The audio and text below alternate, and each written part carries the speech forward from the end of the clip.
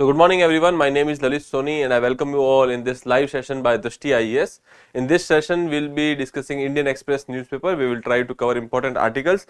Other than that, we will be discussing two more sections which is important for your examination. One will see fact of the day. We will try to understand one particular statement which is there. You can say that can be related to your static, that can be related to your current affairs, but this statement is something which you can use in your examinations. Okay, then moving further, we will be talking about know our constitution.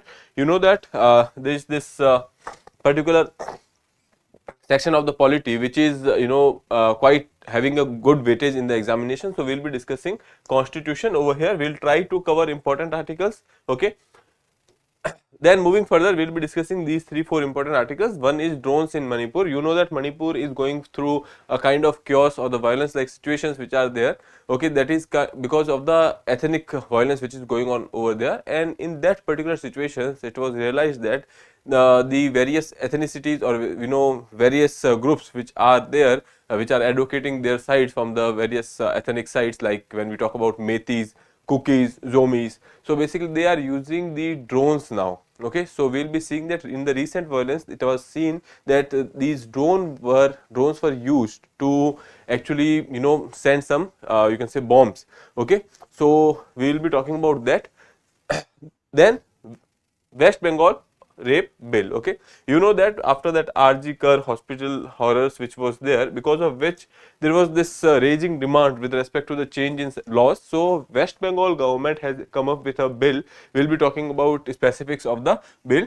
Okay, then second is World Bank on Indian economy. When we talk about this third one article, you know that there are various bodies, international bodies, which are actually coming up with their own reports and their own you can say studies which are talking about the economies. Similarly, World Bank has made comment on our economy, Indian economy. That is you can say regular process. It keeps happening. Now when we are talking about this particular thing, they have actually increased the growth perspectives of India. So we will be seeing that what are the reasons related to that. We will not go into details of very much data, but we will try to understand that. Okay. Sir, daily newspaper पढ़ना important है क्या? Yes, it is very much important, because see, when we talk about the UPSC as an exam or any other particular exam, when we are talking about the administrative services etc., so important factor is current affairs. Okay, and in current affairs you have to be in the loop, you have to be aware about the whatever things which are going on over there. Okay, now if we talk about various different you can say there are various sources. You can go through these sources, there is no problem, but the thing is newspaper is the most reliable. That will help you build the timeline. Okay, when you have the timeline, when you know a particular fact, let's say when we are talking about this West Bengal rape bill. Okay, now this is a fact that the state government has come up with a bill. Now the context you have to understand, and context will come if you are in regular touch with the news articles. Okay, so that is about it. Now let's move and talk about the front page of the newspaper. Here we have seen that PM will be in Brunei. Okay, so PM was in Brunei yesterday. We have discussed that PM will be going on Brunei trip, so he is there, and that is one thing. Second thing is Bengal bill on rape. We will be discussing about that. Third, over here you will be seeing as hostilities returns, chorus in Imphal official circles, Delhi must push for talks. Okay, so there was this issue, when we are talking about Manipur, there has been this violence which is going on for a while now, like 1.5 year. Issue is decade old, but the thing is recently there was this issue which started after a high court's you can say direction to the state government. Then there was these you can say breaks in the violence, but the whole or you can say wholesome peace has not been established. Okay, for that we will be discussing this article, what is the need of the hour. Okay, now let's start with the discussion. We will start with the practice question. Which of the following is not a component of the digital agriculture mission DPI, that is when we are digital public infrastructure? Okay, now when we are talking about the options, yesterday we have talked about this digital agriculture mission, wherein they have said that they will be improving the digital public infrastructure in the agriculture sector. Okay, they have talked about three components over here. One was AgriStack, second was Krishi decision support system, and soil profile maps. If you don't know what is this, you can watch yesterday's video. Okay, Then option D was not there, so we can say that it is not a component of the digital agriculture mission. Okay, that is credit enhancement program. Now that is about you can say your answer would be option D. Okay, now let's talk about the fact of the day. Now Center recently initiated a EWS for 188 critical lakes in Indian Himalayan region prone to GLOF, that is glacial lake outburst floods. Okay, I'll tell you what is this. For now, let's read it. Center recently initiated a EWS, that is early warning system.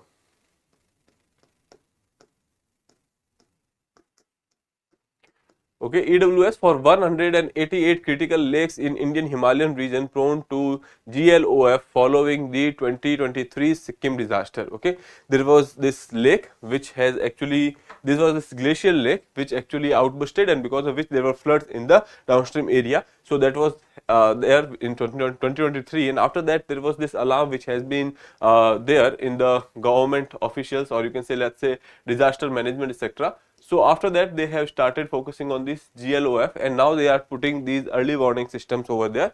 A delegation set up by the National Disaster Management Authority NDMA visited the first lake, Tenchungkha Lake in Sikkim. Pronunciation can be different because it is given in the local language. Okay, so for now you can remember the name of this particular lake because they can simply ask you that where it is located. It is in the Sikkim. Okay, now talking about the what is this issue of GLOF or glacial lake outburst floods. Okay, sir, English weak है, क्या करना पड़ेगा? You have to practice, that's all. Anyway, glacial lake outburst floods.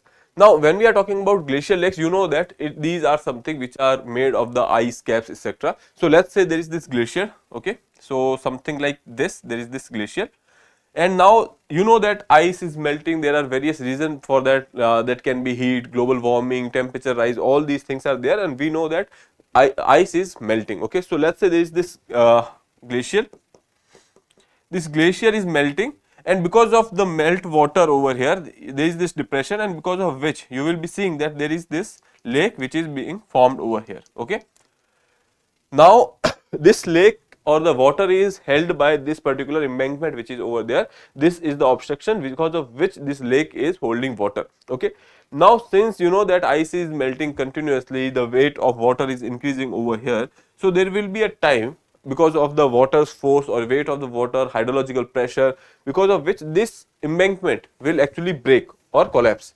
Then all the water which is situated over here, all the water which is collected over here, that will start to flow downstream in a sudden manner. Okay, so it will not be a gradual process. Suddenly one day this particular embankment will collapse and all the water will be going into downstream area, and because of which the water will be there, or you can say surplus water will be there in the downstreams, or you can say there are rivers which are flowing in the downstream, and ultimately that will lead to flood. Okay, such floods are called as glacial lake outburst floods. Okay, I hope that is clear.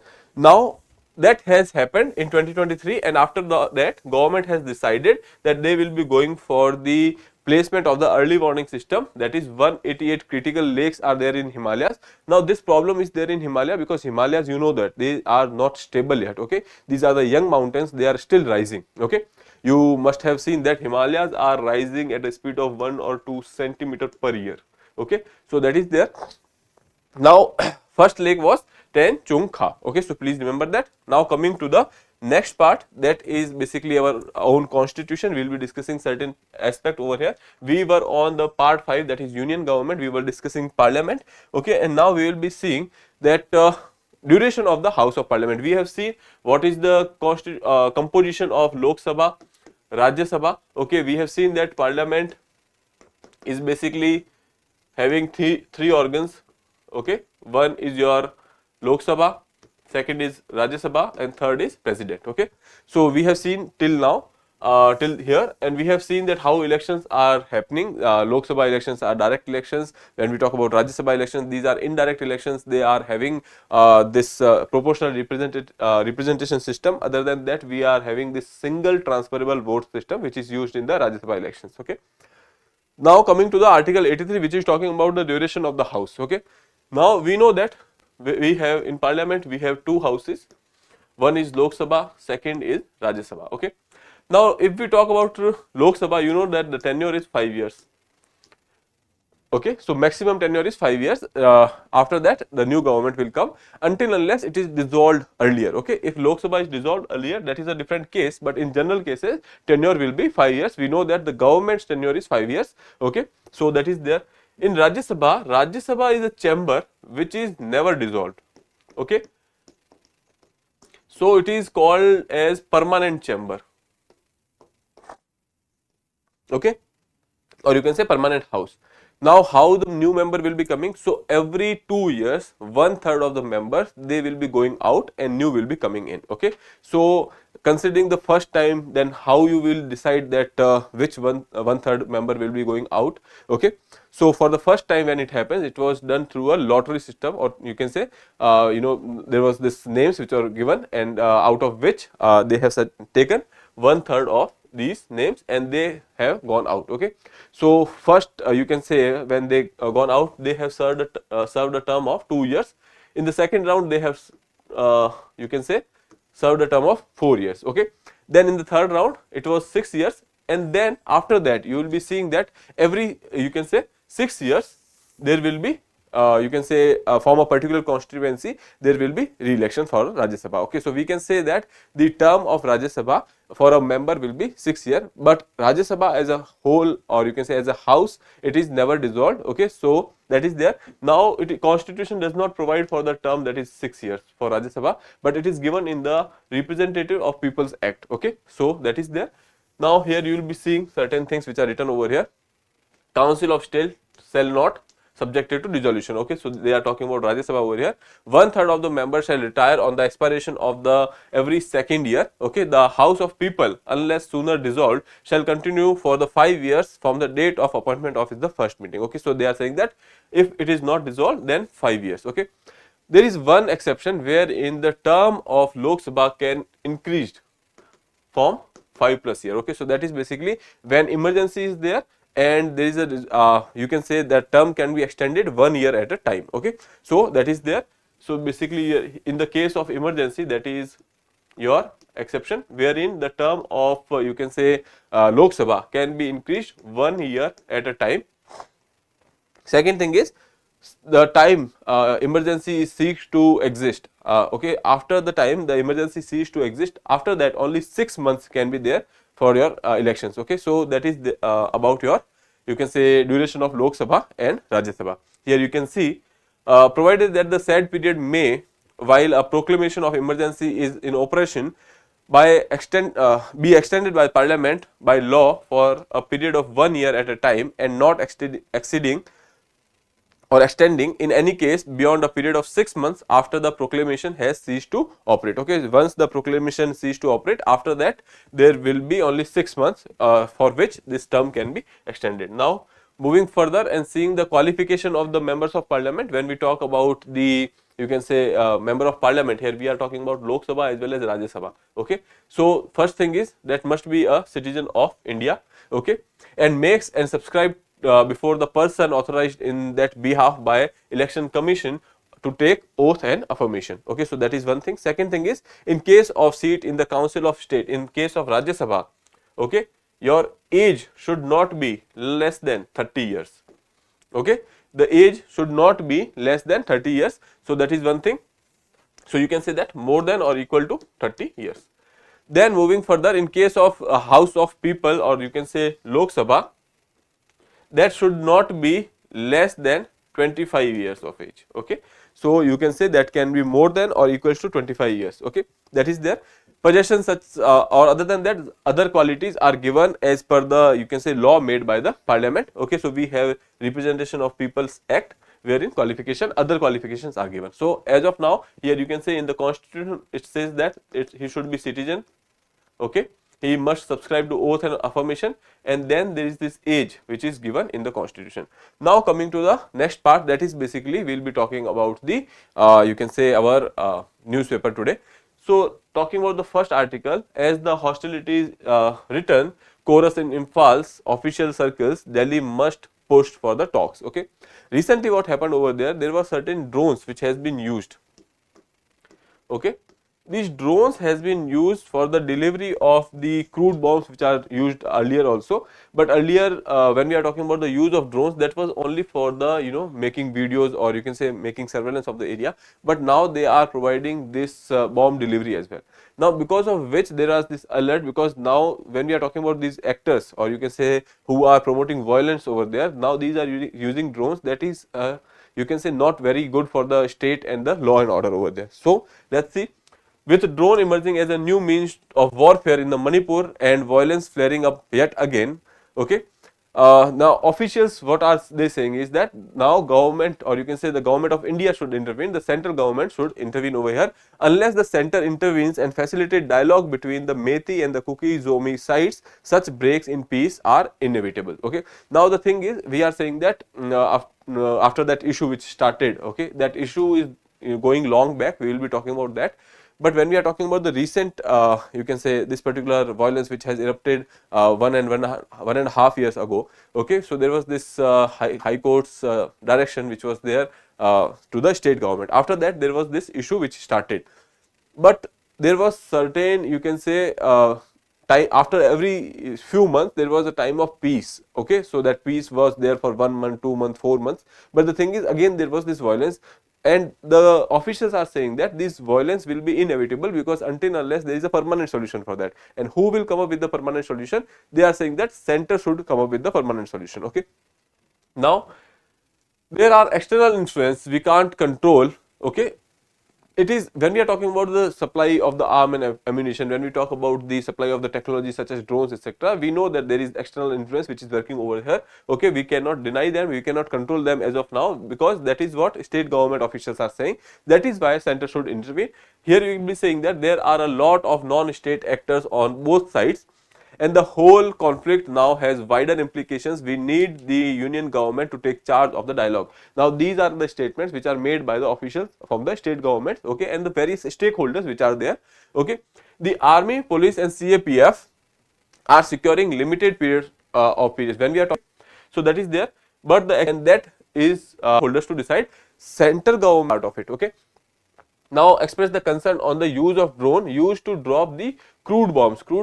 These bombs are basically, you can say, not very sophisticated bombs which are used in the, you can say, you must have seen the bottles, or you can say kerosene bottles with little bit of fire, that are basically crude bombs. So now they are delivering. Other than that, earlier they were used for taking videos, where the bombs are bombs and drones are a matter of investigation. Now the thing is, we are saying that from where they getting these you can say drones, etc., such technology and arm and ammunition, that is a matter of protest rally organized by the Kuki Singh government, okay. So they were seeing in the southwest, you will be seeing Mizoram, okay.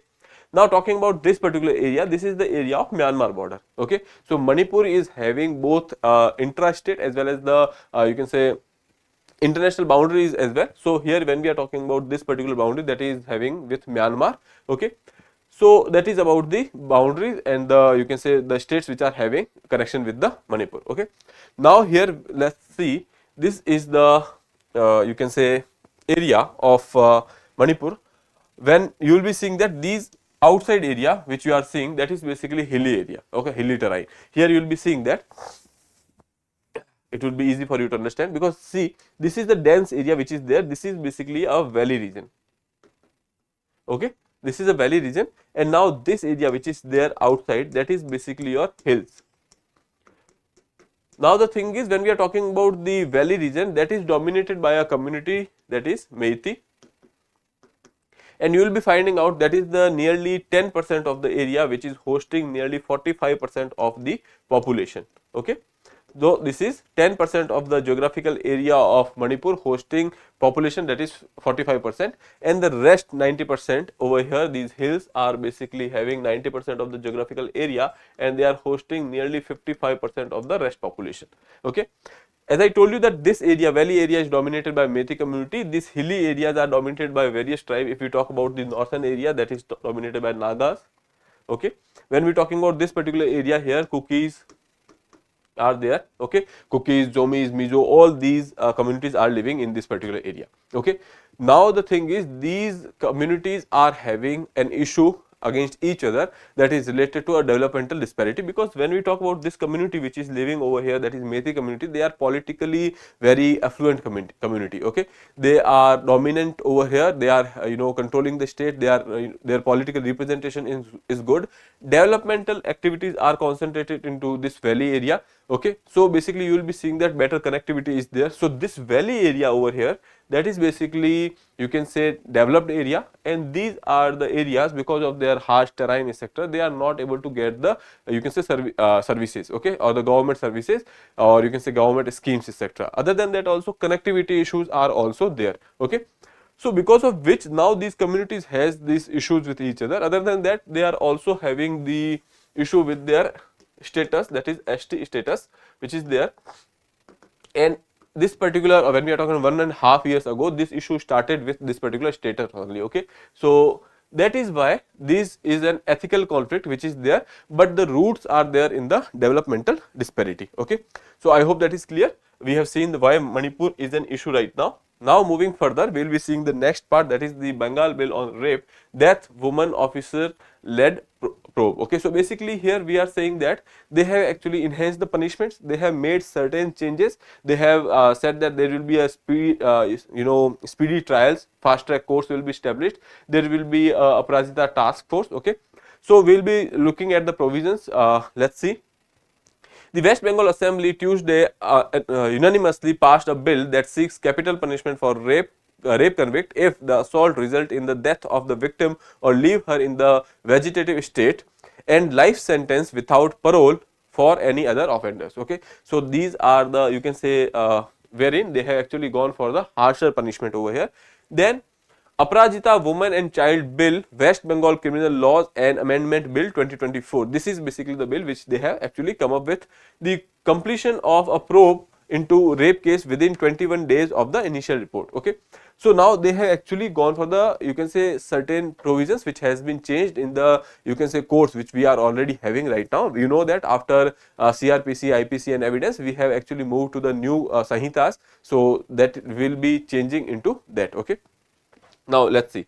The bill proposed to amend provisions of the Bharatiya Nyaya Sanhita, Bharatiya Nagrik Suraksha Sanhita, and the prosecution of children from sexual offence, that is POXO Act. Okay, these are the three acts in which there will be certain changes which will be made by the government over here. Other than that, they have said that there would be this investigation which will be completed in 21 days, and in certain reason, if there is a you can say valid reason, that can be extended up to 15 years by the permission or authority of the you can say superintendent of police. Okay, so that is not below the rank of superintendent of police or equivalent. So that is the second provision over here. They will be going for the fast track course for the speedier you can say delivery of justice. Aparajita task force will be there, that is the special task force at the district level will be constituted to investigate cases of rape or atrocities on women and children. Okay, now this will be headed by officer of rank of DSP. Okay, these probes will be investigated by the women officers, that has been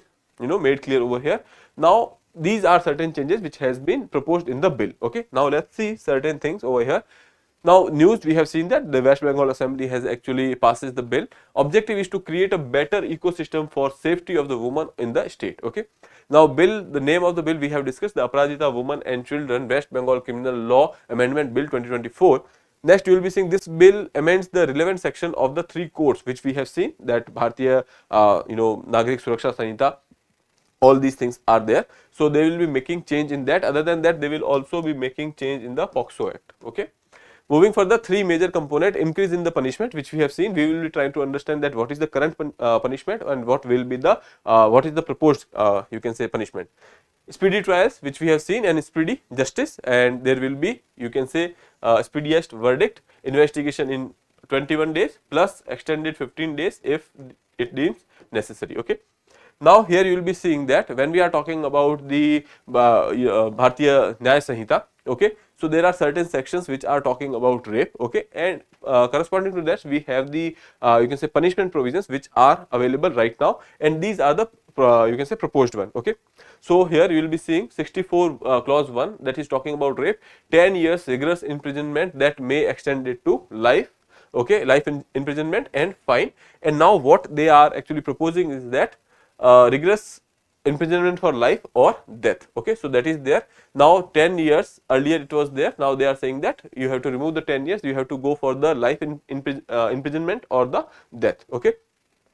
Second is rape by police officer or public servant. Okay, earlier 10 years rigorous imprisonment were there, that can be extended to life and fine, but right now they are saying that rigorous imprisonment for life and fine or death. Okay. Now the thing is why this is actually enhanced, because when we are talking about the police officers, public servants, public actually trust them. Okay, these are the offices in which we actually trust them with our safety. Okay, and if they take advantage of that, and that is why there should be a rigorous punishment for them as well. Now rape that caused death or persistent vegetative state. Okay, in that case there is this provision which is there, 20 years of the rigorous imprisonment. Now the thing is we are saying that there should be death. Okay, that is what is provided in the you can say the Aparajita bill, which is proposed in West Bengal.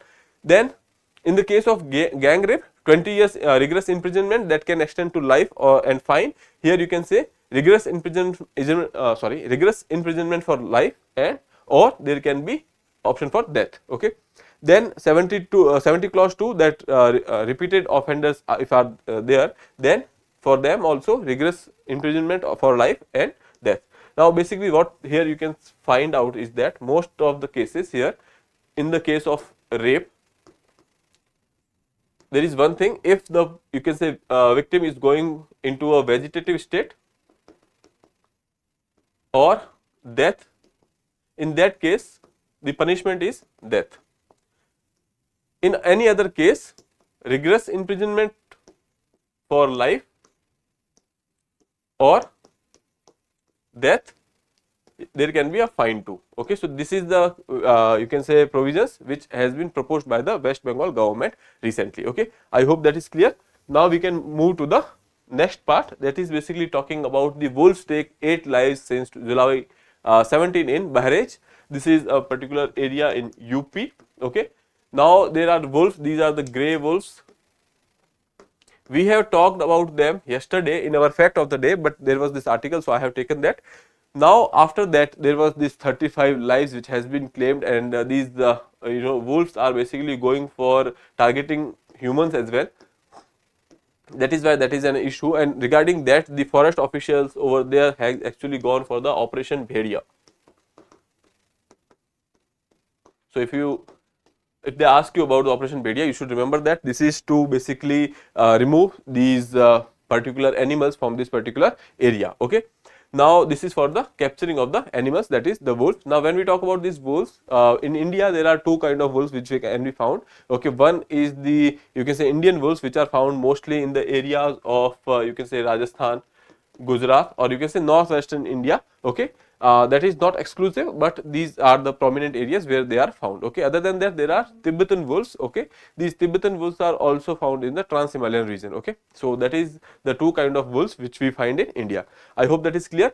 This much is important from your exam point of view, that what is Operation Bhediya, which you have to remember. Okay, other than that, why these you can say animals are attacking humans now. Okay, so that you can see in the for your own read, there is this article which I have put, which you can read.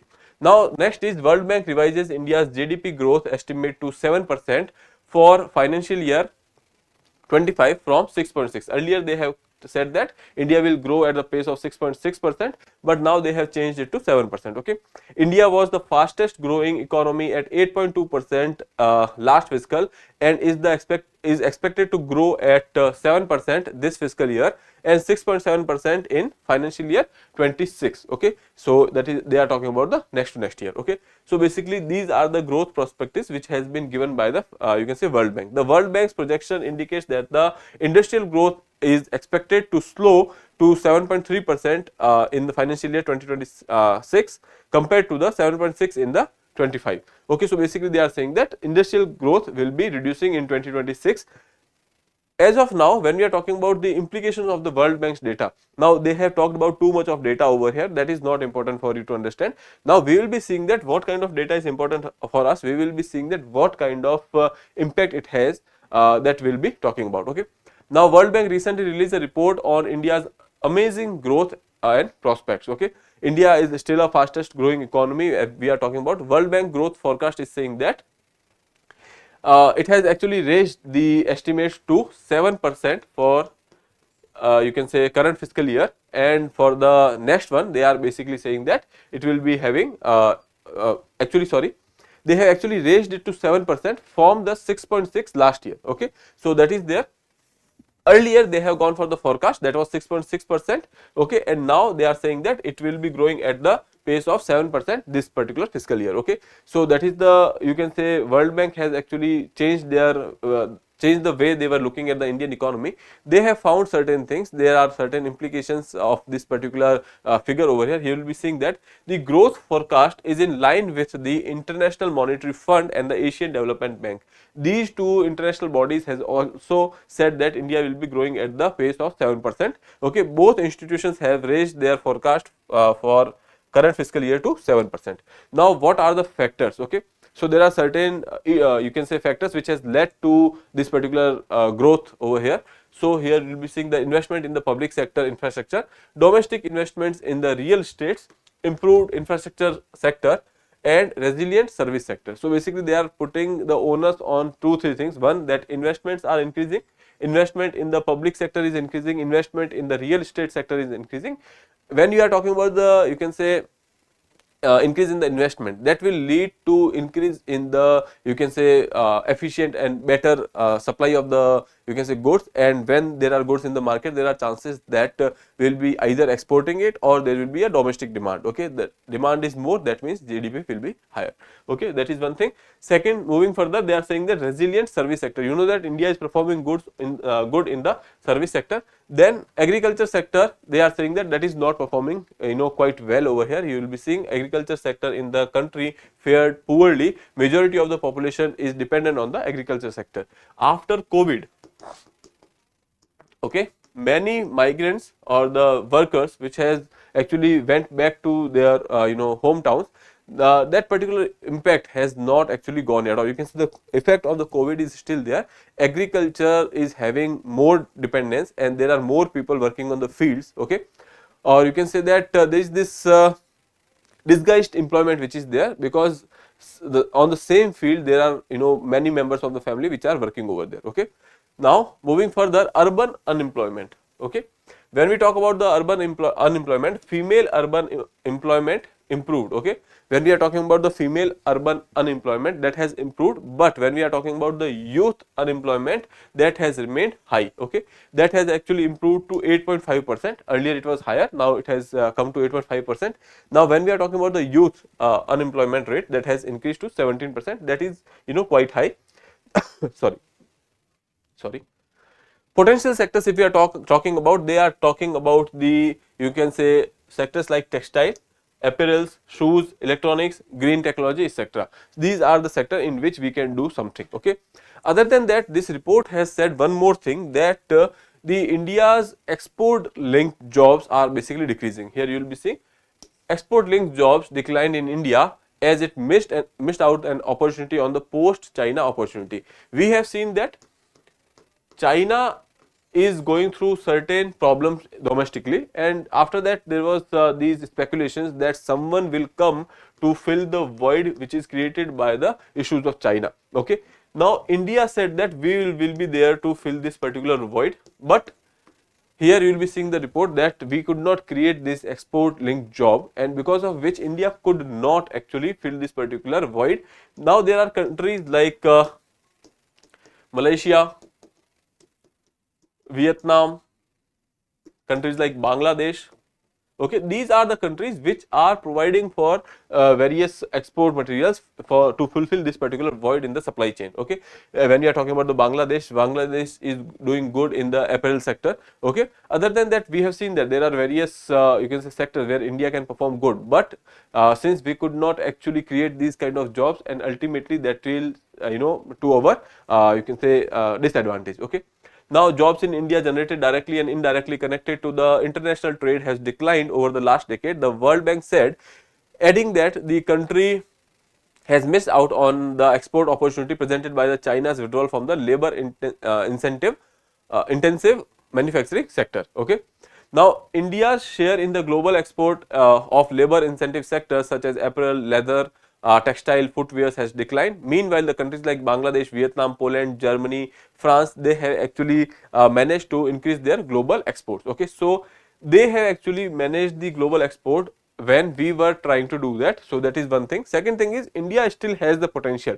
India, if want to create such jobs, they can. Here you can say India has considered the has considerable untapped potential to leverage international trade for the development despite the dynamic service exports. Okay, the World Bank noted that the Indian firms could benefit significantly from integrating into the global value chains. However, India's share in the global value chain has declined to because of the policy barriers. Okay, so they are saying that India has more, you can say, stakes in the global value chain. Okay. In the COVID times, we have seen that China is an important part of this global value chain. When China could not provide, there was this you can say lack of supply, and demand was increasing, because of which there was a crunch in the global value chain. Now India can provide for that, but again we are not you can say utilizing our true potential. Okay. Now moving further, next article is talking about despite ICC's warrant for the arrest, Putin gets red carpet welcome in Mongolia. So basically recently you can say Russian President Vladimir Putin actually visited Mongolia, and you know that there was this international courts, you can say international criminal courts sanctions are there. Other than that also there is this warrant which is there. All the members, there are nearly 85 members which are there in this particular organization in ICC. Okay. So international criminal court, so in that there was this warrant that if President Putin actually put or you can say steps on their territory, in that case he must be arrested and put in front of ICC for a trial. Okay. But the thing is that could not happen. When he visited Mongolia, he has got a warm welcome over there, and that is why Ukraine is not very happy about it. Ukraine has said that they have actually ignored the ICC's orders, and that can have consequences. Okay, here you can see Russian President Vladimir Putin received a red carpet welcome on Tuesday on a state visit to Mongolia, whose failure to arrest him under the warrant from International Criminal Court was criticized by Ukraine as a blow against justice. Okay. Now, why Putin is safe in Mongolia though it is having an despite Mongolia being an ICC member. Now, there was this warrant, and all the member countries are supposed to follow that, but the thing is Mongolia is a member of ICC, but still they could not arrest Vladimir Putin. Reason being that Mongolia is a landlocked country. Okay, that is one thing. It is a landlocked country, so this is dependent on two countries with which it has border. One is Russia, second is China. When we talk about the initial conditions, Mongolia was part of, you can say, Soviet Union earlier, and after that when it was it broke, you can say that it actually came up with their own existence, and they have actually made good ties with the USA, Japan, etc. But despite that, they are dependent on Russia for their trade, etc., because they are a landlocked country. Okay, here you can see it is a landlocked country, economically dependent on its two much larger and more powerful neighbors, that is Russia and China. Mongolia is on the planned route of a major pipeline that Russia wants to construct in order to carry 50 billion cubic meters of natural gas a year from its Yamal region to China. Okay. So, Yamal region which is there in Russia, from there to China there is this pipeline which is there. Okay, and that pipeline is having a stake in Mongolia as well, and that is why you can say that they could not arrest Vladimir Putin, because they are dependent on that. Okay, I hope that is clear.